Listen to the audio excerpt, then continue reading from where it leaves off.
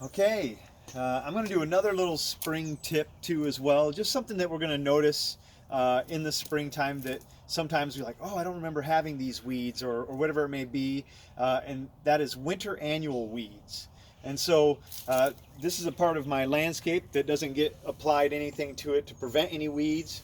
This is right here is called henbit. It actually kind of gets a more of a purple look to it as it gets to grow and get early or get bigger and it goes to flower, and the flowers are even purple as well on it and kind of get pretty tall. And so this is the beginning of it. That's why I'm kind of mentioning it now, so you can look out for it.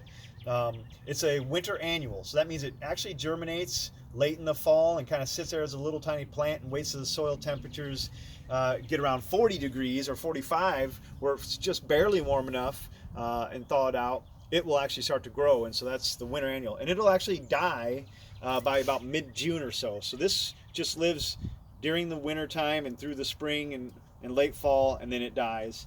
Right here's another one. This is chickweed.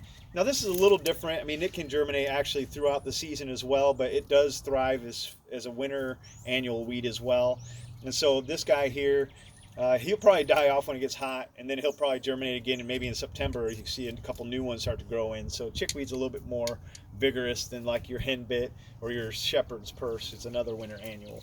And so how do I prevent these guys from coming up? Well, I want to do something in the fall. So in September, that's when, before these guys are germinating, I want to put down a preventer. So I'll put down like freehand in my landscape, or I'll use, if I get them in my yard, which some people get these winter annuals in their yard too as well.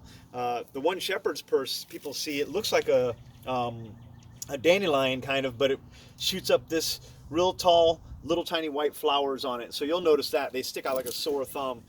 They typically grow up before you even mow your first time, and so you'll see those out there, I'm sure, in some yards. What you'll do is that same product that you put down for your crabgrass, you also put it down for your winter annuals, and so you'll put that same application you put down in May first to prevent your summer annuals, crabgrass being one of those.